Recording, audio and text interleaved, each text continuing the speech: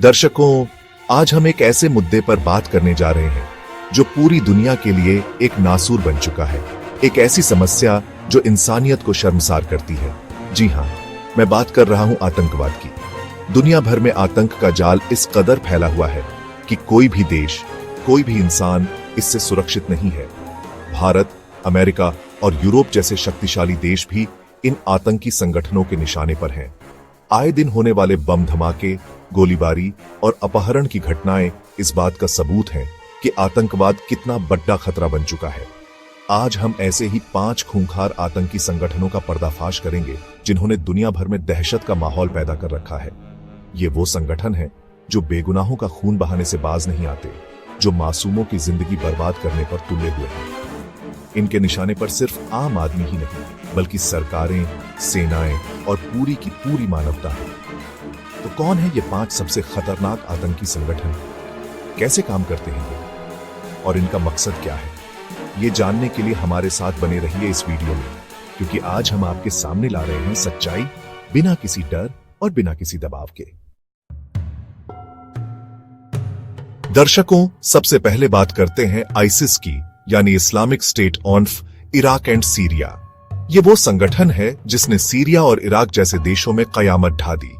अपनी क्रूरता और बर्बरता के लिए मशहूर ये संगठन सिर कलम करने, जिंदा जला देने और सामूहिक नरसंहार जैसे अमानवीय कृत्यों से दुनिया को हिलाकर रख दिया। आईसिस का खौफ इतना था कि एक समय इसके कब्जे में सीरिया और इराक का एक बड़ा हिस्सा था। यहां से ये अपने जहरीले प्रचार से दुनिया भर के नौजवानों को अपनी तरफ कर रहे थे। सोशल मीडिया का इस्तेमाल करके ये नौजवानों को ब्रेन वॉश करते, उन्हें धार्मिक उन्माद में भड़काते और फिर उन्हें आतंकी गतिविधियों के लिए तैयार करते। आईसिस ने न सिर्फ सीरिया और इराक, बल्कि दुनिया के कई देशों में भयानक आतंकी हमले किए। फ्रांस, बेल्जियम, तुर्की और बांग्लादेश जैसे देशों में हुए बम विस्फोटों की जिम्मेदारी भी इसी संगठन ने ली थी। भारत में भी आईसिस की घुसपैठ की कोशिशें की गई हैं और कई नौजवान इनके चंगुल में फंसते फंसते बचे हैं।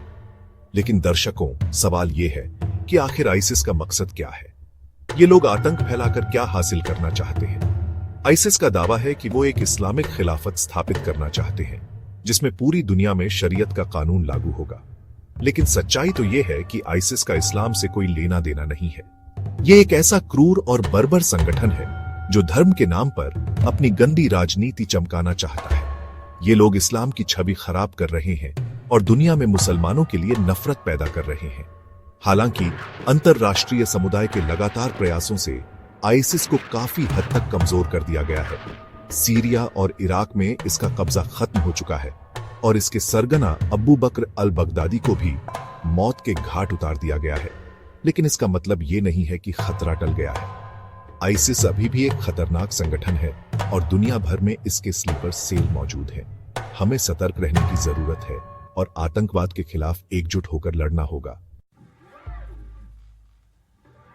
दर्शकों, आईसिस के बाद अगर कोई आतंकी संगठन सबसे ज्यादा ख्याति हासिल कर पाया है तो वो है अल कायदा।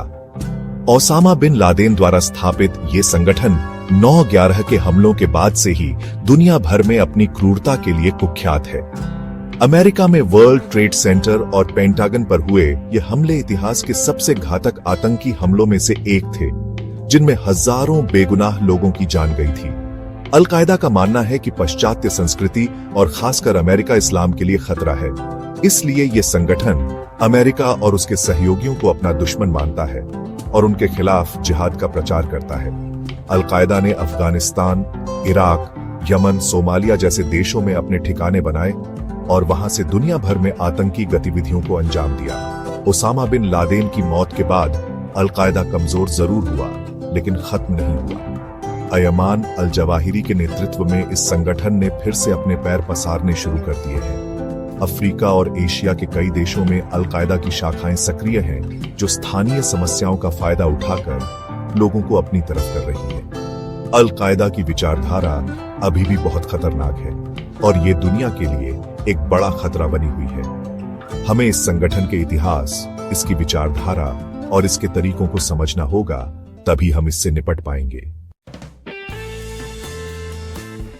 दर्शकों, अब बात उस आतंकी संगठन की जो भारत के सीने पर बार बार वार करता रहा है, जो भारत को कमजोर करने और यहां अस्थिरता फैलाने पर तुला हुआ है। जी हां, मैं बात कर रहा हूं लश्कर-ए-तैयबा की, जो पाकिस्तान में पला बढ़ा और भारत में आतंक फैलाने का ठेका लेता है। मुंबई में 26/11 को हुए आतंकी हमलों को कौन भूल सकता है। जब इस आतंकी संगठन के नरपिचासों ने मुंबई जैसे व्यस्त शहर को रक्त रंजित कर दिया था, होटलों, रेलवे स्टेशन और यहूदी केंद्र पर हुए इन हमलों में सैकड़ों बेगुनाह लोग मारे गए थे और पूरी दुनिया में भारत की छवि खराब हुई थी। लश्कर-ए-तैयबा का जन्म पाकिस्तान में हुआ और आज भी वो वहां से ही अपनी गतिविधियों को अंजाम देता है। पाकिस्तानी सेना और खुफिया एजेंसी ISI से लश्कर के गहरे संबंध हैं और कहा जाता है कि पाकिस्तान इस संगठन का इस्तेमाल भारत के खिलाफ प्रॉक्सी वार के लिए करता है। लश्कर-ए-तैयबा न सिर्फ भारत बल्कि अमेरिका और यूरोप के लिए भी खतरा है। इस संगठन के तार दुनिया भर में फैले हुए हैं और ये कभी भी किसी बड़ी घात को अंजाम दे सकता है। भारत सरकार लगातार अंतर्राष्ट्रीय मंचों पर लश्कर-ए-तैयबा के खिलाफ आवाज उठा रही है और पाकिस्तान पर इस संगठन के खिलाफ कार्रवाई करने का दबाव बना रही है, लेकिन पाकिस्तान अपनी आदत से बाज नहीं आ रहा है और आतंकवाद को अपनी विदेश नीति का हथियार बनाए हुए है। लश्कर-ए-तैयबा जैसे संगठनों पर नकेल कसना होगा और पाकिस्तान को इसके लिए जिम्मेदार ठहराना होगा, तभी जाकर दक्षिण एशिया में शांति स्थापित हो पाएगी। दर्शकों, अब बात अफगानिस्तान की, जहां तालिबान ने एक बार फिर से अपने पैर पसार लिए हैं। 20 साल तक अमेरिका और उसके सहयोगियों से लड़ाई लड़ने के बाद तालिबान ने एक बार फिर से अफगानिस्तान की सत्ता पर कब्जा कर लिया है। अमेरिकी सेना की वापसी के बाद तालिबान ने बड़ी तेजी से अफगानिस्तान के कई इलाकों पर कब्जा कर लिया और आखिरकार काबुल में भी अपना झंडा लहरा दिया। तालिबान का शासन काफी सख्त और क्रूर है। ये लोग इस्लामी कानूनों की अपनी ही व्याख्या करते हैं और औरतों, बच्चों और अल्पसंख्यकों पर कई तरह के प्रतिबंध लगाते हैं। लड़कियों को स्कूल जाने से रोका जाता है, औरतों को बिना मर्द के घर से बाहर निकलने की इजाजत नहीं होती और जो लोग तालिबान के खिलाफ बोलते हैं उन्हें सरेआम मौत के घाट उतार दिया जाता है। अंतर्राष्ट्रीय समुदाय तालिबान के शासन को लेकर चिंतित है। कई देशों ने अफगानिस्तान में अपने दूतावास बंद कर दिए हैं और वहां से अपने नागरिकों को निकाल लिया है। तालिबान सरकार को अभी तक किसी भी देश ने मान्यता नहीं दी है। तालिबान के शासन से अफगानिस्तान में मानवीय संकट पैदा हो गया है। लाखों लोग देश छोड़कर भागने पर मजबूर हैं और जो लोग वहां रह रहे हैं वे भूखमरी और गरीबी का शिकार हैं। तालिबान के शासन से अंतर्राष्ट्रीय आतंकवाद को भी बढ़ावा मिलने का खतरा है। अल कायदा और आईसिस जैसे आतंकी संगठनों के तालिबान से गहरे संबंध हैं और ऐसा माना जा रहा है कि तालिबान शासित अफगानिस्तान एक बार फिर से आतंकवाद का अड्डा बन सकता है। दर्शकों, अब बात अफ्रीका की, जहां बोको हराम जैसे आतंकी संगठन ने अपनी जड़ें जमा ली है। नाइजीरिया को अपना गढ़ बनाने वाला ये संगठन पिछले कई सालों से वहां दहशत का दूसरा नाम बन चुका है। बोको हराम का मतलब है पश्चिमी शिक्षा हराम है। ये संगठन पश्चिमी संस्कृति और शिक्षा व्यवस्था का विरोध करता है और इस्लामी कानूनों के हिसाब से समाज चलाने की बात करता है। लेकिन दर्शकों, बोको हराम का इस्लाम से कोई लेना देना नहीं है। ये एक ऐसा क्रूर और बर्बर संगठन है जो धर्म के नाम पर अपने निरंकुश इरादों को अंजाम देता है। बोको हराम ने नाइजीरिया में हजारों लोगों की हत्या की है, गांवों को तहस नहस कर दिया है और लाखों लोगों को अपना घर बार छोड़ने पर मजबूर कर दिया है।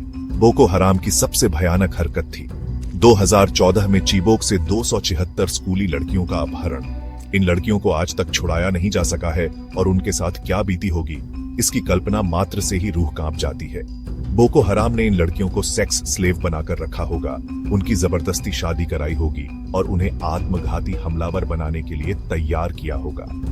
बोको हराम का खतरा सिर्फ नाइजीरिया तक ही सीमित नहीं है। ये संगठन कैमरून, चाड और नाइजर जैसे पड़ोसी देशों में भी सक्रिय है। बोको हराम ने इन देशों में भी कई आतंकी हमलों को अंजाम दिया है और वहां की सरकारों के लिए सिरदर्द बना हुआ है। अंतर्राष्ट्रीय समुदाय बोको हराम के खतरे को भांप चुका है और नाइजीरिया सरकार को इस आतंकी संगठन से निपटने में मदद कर रहा है। लेकिन बोको हराम को जड़ से खत्म करने के लिए एक लंबी और कठिन लड़ाई लड़नी होगी। दोस्तों, ये थे दुनिया के 5 सबसे खतरनाक आतंकी संगठन जो इंसानियत के दुश्मन हैं, जो अमन और शांति के लिए खतरा हैं। इन संगठनों ने दुनिया भर में हजारों बेगुनाह लोगों का कत्ल किया है, लाखों लोगों को बेरोजगार और बेघर किया है और करोड़ों लोगों के दिलों में डर और नफरत का झर घोला है। लेकिन हमें इन आतंकी संगठनों के आगे झुकना नहीं है, हमें डर के आगे घुटने नहीं टेकने हैं। हमें एकजुट होकर इनके खिलाफ लड़ना होगा और इनका खात्मा करना होगा। हमें अपने आसपास के माहौल पर नजर रखनी होगी, किसी भी शक की सूचना तुरंत पुलिस को देनी होगी और आतंकवाद के खिलाफ जागरूकता फैलानी होगी। याद रखिए, आतंकवाद का कोई धर्म नहीं होता, कोई जाति नहीं होती, कोई देश नहीं होता। आतंकवाद सिर्फ आतंकवाद होता है और इसके खिलाफ हमें सभी को मिलकर लड़ना होगा, क्योंकि अगर हम आज चुप रहे तो कल बहुत देर हो जाएगी।